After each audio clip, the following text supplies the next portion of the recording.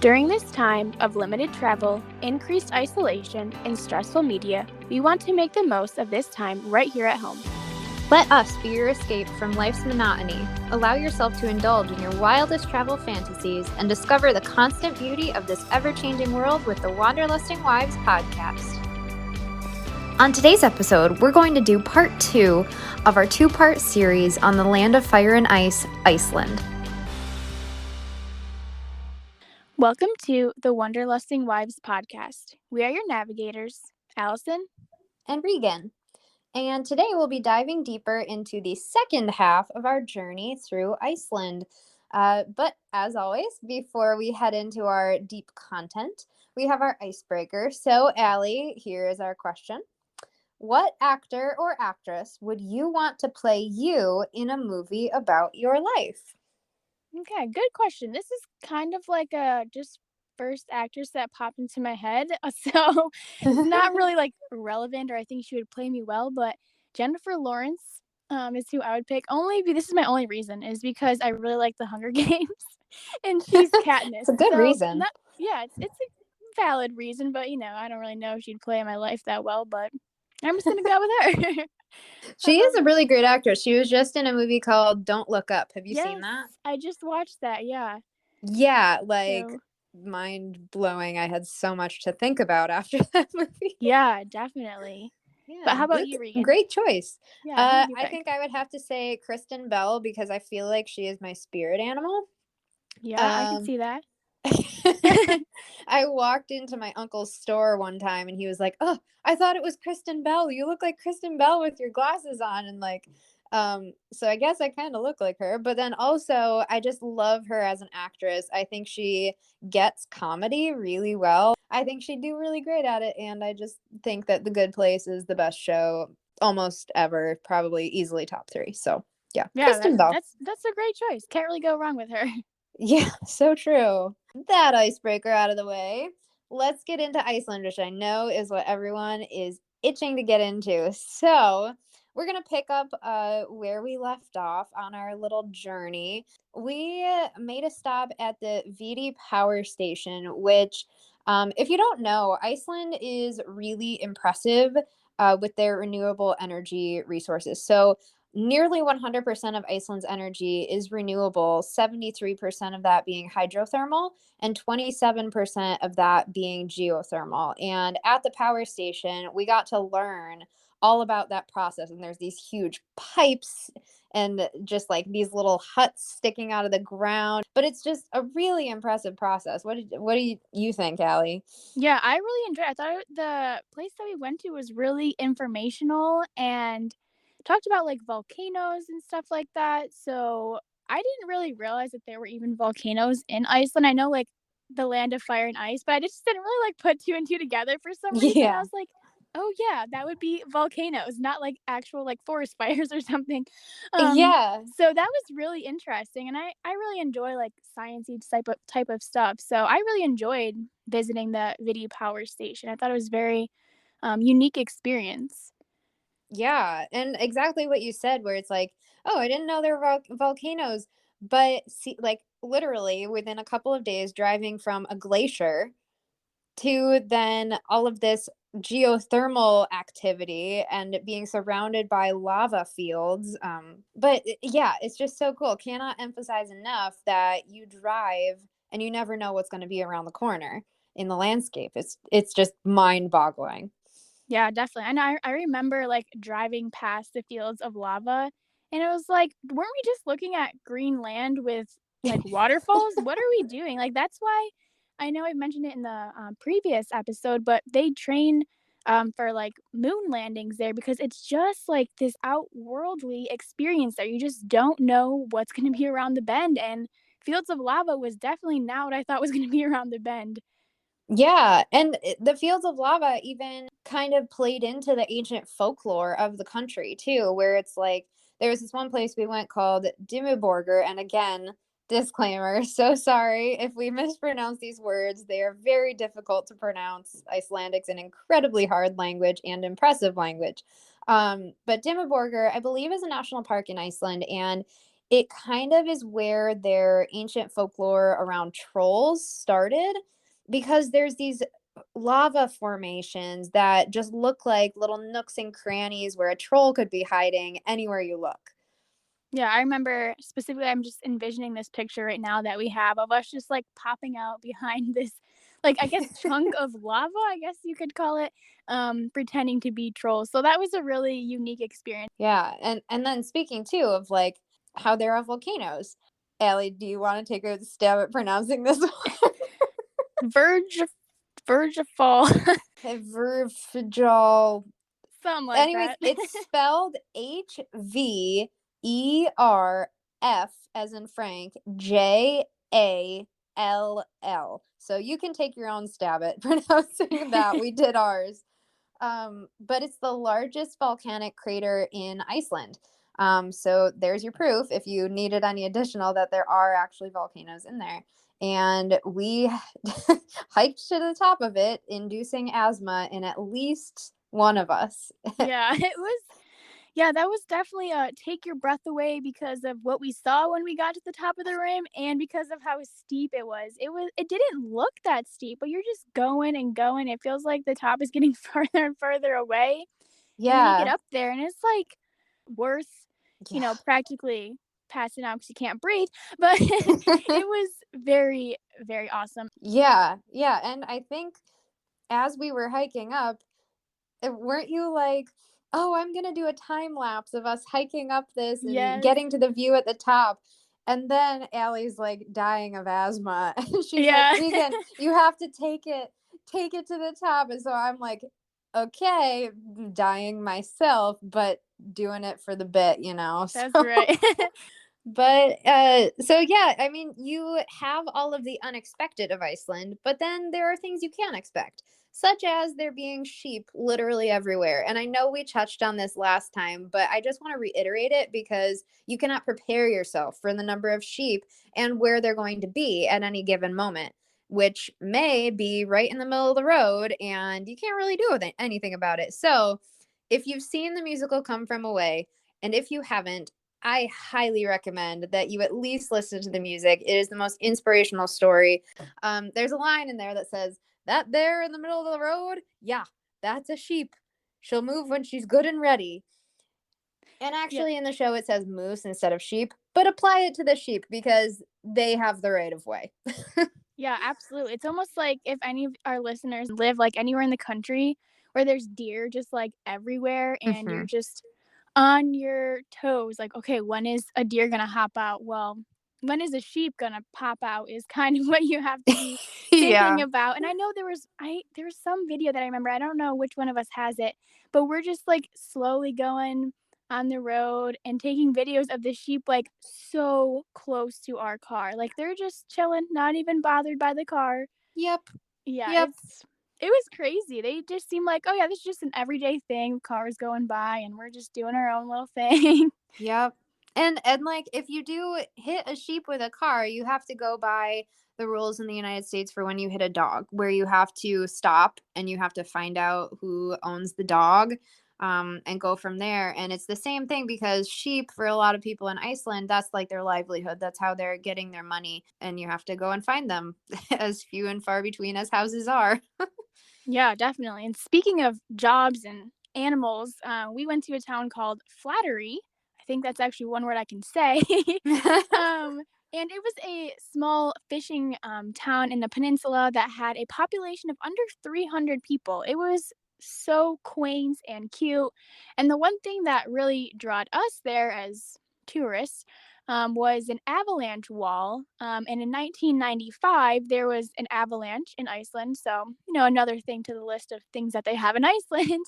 um, they had an avalanche that killed several people. So, Iceland decided to do something about that and they created this avalanche wall that we were able to go see. And one of the things that was really fun about this little town was they had a crochet bicycle. It was the cutest thing. I'm pretty sure it was just It like a was really regular cute. bicycle. Yeah, I'm pretty sure it was a Yeah. regular bicycle. It just had crochet around it, but it was like so colorful and very unique. And then the little kids in us, or the toddler in Regan, um, um, Guilty. yeah, stumbled upon the coolest playground ever, and it had a zip line. So you best believe it. We were doing that zip line so many times. Oh, yeah. It And, was like, that town, it was so interesting, like, they built that wall for a town of, at the time, less than 200 people.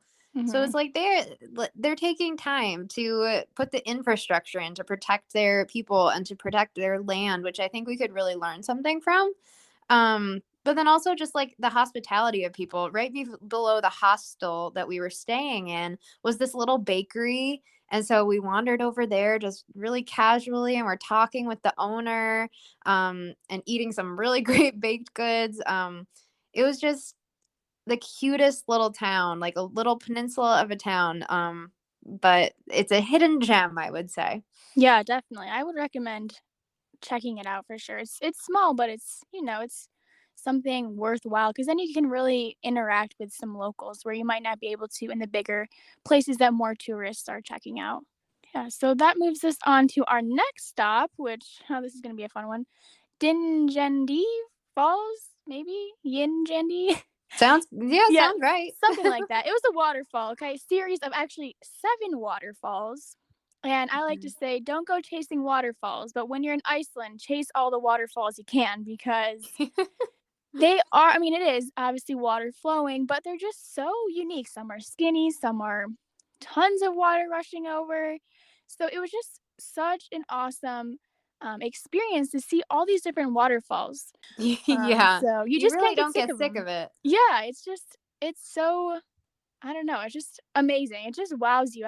I'm speechless. I don't even know what else to say because it's just like you're just driving on the road and like, oh, there's a waterfall. It's like so unique. You don't really see that like in the States or really any other country that I've been to at least. Mhm. And we probably saw hundreds of waterfalls on our way to Tálknafjörður, Mhm. which holds a very special story for us. So, veering a little bit from more like the landscape or culture of Iceland. So, um, booking the Airbnb, we were going to be staying with a guy named Freymar. And we created stories about he was going to be some middle-aged man who ran this Airbnb that we were going to stay and at dinner, once we got to Tálknafjörður, we were joking about should we ask the waitress if she knew him, or maybe he'd just stroll in since it's such a small town. And we were checking out and waiting for our ice cream. And someone behind us, it's almost out of like a rom com. You can picture this moment in slow mo where it's like someone behind us says, "Hey, are you staying with me tonight?" And then like the That was slow perfect. turn around. But needless to say, Freymar was not a middle-aged man, but he was like a 20-something man with flippy blonde hair and like muscles rippling out of his shirt. I almost envisioned like a slow-mo of a movie where like the lifeguard comes out and the lady's like, "Oh my gosh." Well, It's that's like that exactly what kind of it thing. is. Yeah, Yeah. because he was like a volunteer firefighter and would like Mhm. rescue tourists when they didn't know the roads. And Allie and I even joked, we were like, we should get lost so that he could come rescue us. Oh, yeah, we had a really great time staying at Framar's Airbnb, and he was so great to just, like, learn more about the country, and he even liked to learn more about our country and thought it was funny to give Regan's dad a mug with Trump on it, so I'm pretty sure he saved that special for his American guests. Yeah. So Well, and he even said, he was like, "Oh, it's a joke that I got when I went over to the States." And it was like, it was kind of humbling as an American to be like, wow, like we think of our country as everyone worships us. And I mean, in a way, they do. Like our country has a lot to offer, but also we're not seen as perfect to the rest of the world. And so it was really humbling, honestly. But again, a really cool experience to get to know some of the culture of Iceland and get to know a local person, because he like he said, he was a volunteer firefighter and would have to rescue tourists because there is snow in Iceland. There's the four seasons, and tourists would try to go out on the roads and then they'd get stuck because they were not well prepared. And so he told us all about stories that he would have to go rescue people and things like that because Iceland is a beautiful country, but can be an unpredictable country. Yeah, absolutely. I would say like one of my favorite parts of Framar's visit. This was not at his Airbnb, but a little ways down the road was a hot pool, and we didn't have to Mm. get undressed at the top of a mountain. So that's a win. Yeah. I love that. There's just like hot pools and hot springs that you can go in on the side of the road, like just hmm natural pools, and it's perfect when you get those chilly evenings. Yeah, it was a great night to end on there with the hot pool after meeting Framar. He wasn't Yeah. there, but it's okay. But then leaving Framars was possibly after that was possibly one of my favorite moments of the trip. We went to La Trebjarg Cliffs, which actually is the westernmost part of Europe. So, and also closest land to the south is Antarctica. So it's like this weird moment in time where you're kind of trying to wrap your head around the fact that Antarctica is the closest land to you. But it's these really high cliffs, and you can lay down with your head poking over the cliffs. And mind you, if you do this, do not stand at the edge of the cliffs. You must lay down and like crawl your way forward very slowly because the cliffs are very fragile. So also not for the faint of heart. But you do get to see there are a lot of puffins there, and puffins weren't really in like nesting season while we were there, so we didn't see them up close. But flying down like through the cliff and with the water there, it was serene and surreal. Yeah, I think the best time they say to see the puffins are June and July, and we were there in August, so we had just missed Hmm. peak season for the puffins, but we were able to see quite a few, so that was still nice. So if you really are gonna go to see the puffins, I recommend going in June and July. So we attempted to make it to Rodensander, and there were tons and tons of hairpin turns, and we saw a nice beach off in the distance while we were also having a flat tire get changed on our car. So, not to say this will happen to you if you go to Iceland, it can happen anywhere. But just be prepared and know that if you decide to get a rental car, make sure you have a spare tire or you know how to contact someone so you can get that help. Thankfully, we did have a spare and could get back to the next closest town to get that fixed. And the people were so, so nice and able to get us in right away. But just take note of that. If you are going to rent a car, make sure you are prepared and have a spare or have some way to contact for help. Definitely. And also look at your rental car contract, hmm because you do never know. The roads, literally, when we say we were on the other side of a mountain when we got the flat tire, it's 100% true. And it could happen to anyone, anywhere. So definitely make sure that you're covered. So, moving on, this is kind of like our Valentine's Day special here because you're going to be listening to this on the 15th. So, we went to a place called Fjord for the night. And this was such a cool Airbnb guest house type of situation. So we just kept driving and driving. I think it was, I don't know, like maybe a half hour it felt like off the main road. Maybe that's a little Mm-hmm. much, but it was like just on and on. We were going to this remote location that was actually powered by a nearby waterfall that you could also swim in as well. We didn't swim in it, but we were able to see the waterfall that was powering our guest house. But most importantly, which ties in the Valentine's Day part here, is that Regan and I had the honor of staying in the honeymoon suite. So It's kid you very not, like romantic. yeah, it was interesting. So like brown comforter, some red pillows, like a Yep. queen size bed. We had some really deep conversations. We did, yeah. So it wasn't our honeymoon, but whoever It was gets our to have their friendship honeymoon there, honeymoon. yeah, I hope they enjoy it. But also at that guest house, we had the chance to talk with the host during and after brunch, which was really nice because if you're staying in a hotel, you should just check in, check out, and leave. But we got the chance to talk to the host, and they helped us pronounce Icelandic words. Clearly, we need to go back and get some more help. And then the funny thing that they had mentioned was that the easiest way to spot a tourist is they are wearing hiking boots and coats, and that is us to a T. Hiking boots and a coat every day. And and only hiking boots and coats, because I don't know that we've mentioned this yet, but literally for the entire trip, we had all of our stuff in one backpack each. So we Yeah. had to figure out how to pack everything for 10 days into one backpack. Yeah, that was crazy. We were taking Wow Air, which sadly does not exist anymore, but Mm. there was like this fee or something. If you had a carry on, you had to pay extra.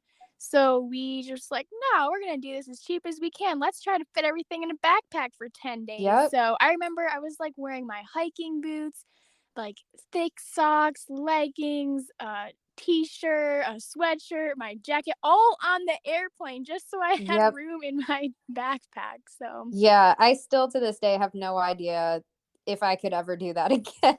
it's honestly my motivation anytime I'm struggling to pack into a tiny suitcase. I'm like, I did 10 days in a backpack in Iceland. I can do this.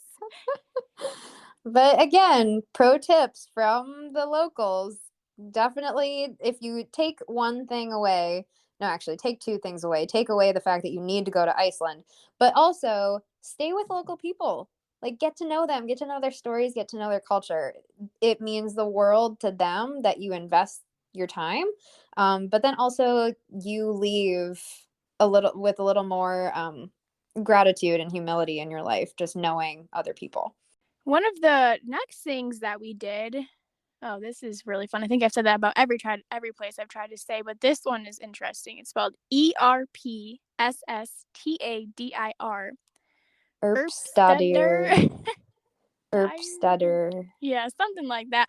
All I know is it had some really yummy ice cream, and Mhm. was it a dairy farm or a horse farm? Some kind of farm. Can't It was remember a dairy exactly. farm, and it had a bunch of different kinds of ice cream, and I remember it being a little more icy than creamy. Mhm. Do you Yep. remember that too? But Yeah, it was really good. A it quick was really stop, good. highly recommend. Yeah. Yeah, definitely. And at Speaking that of point in food. the trip, we were kind of like making our way back towards Reykjavik to leave, Mhm. sadly. Yep. Um, but on our way, we stopped in Bogarns, and we had dinner at the settlement center there. And it was really unique because the restaurant was built so that one of the walls was actually the mountain. And like it was just so cool that we're sitting there at dinner and we just put our hand a foot to the left or a foot to the right or whatever, and we're like, huh, that's a mountain that we're touching. And it was just really cool. Yeah, it was a really unique experience, and the food was really good from what I remember. So if you have time Yeah, to check it out, I highly recommend. They even have a gift shop if you're looking for some last minute that's souvenirs as you make your way right. back. Yeah. So that I think was like the last moment of interest before we got back to Reykjavik, right? But in Reykjavik, you've probably seen pictures of this really, really unique looking church. It's like it kind of scoops up on Almost both like sides. I was gonna say like a rocket almost. Yeah, it does. It looks almost like alien like. It's Mhm. really cool. The architecture is super cool. But it's called, and I'm gonna mispronounce this, Hallgrímskirkja. Sounds good to me. It's the traditional church in Reykjavik. If you've seen a picture of Reykjavik, that's probably what you've seen. But we did get a chance to see an organ concert in the church, and the organist had crazy fast feet. Like it was unlike anything I'd ever heard before, and it was really cool. A really good way to spend our last evening. Yeah, and it was free. We just like walked in because we're like, oh, let's go check it out. This is like the touristy thing to do in Reykjavik. And there's just like a free organ concert. It was Yep. awesome. Yeah. Yeah, and then the Mm, saddest moment of all, flying back home. But we did yeah. get to fly over Greenland, Hmm. and we would like to confirm that we pretty much only saw snow as far as the eye could see. So that's just proof that Greenland and Iceland are flip flopped. So that kind Yeah. of confirmed things for us on our sad flight home. Yeah. But the 10 days we were there was it was packed, and there's so much that we missed, which is why we need to go back. Yeah, absolutely. That about wraps up our two-part series of Iceland. But if you have any more questions or would like to know some of the places that we went to that we didn't get to talk about, because there were plenty of others, just reach out to us via email, leave comments on our social medias, and we would be happy to help you. And we, as you know, love to talk about Iceland. Thanks for tuning in to the Wanderlusting Wives podcast. Come escape with us again next Tuesday morning. Give us a subscribe and a follow on all of our social media and wherever you listen to your podcasts. And until we chat next week, wander on.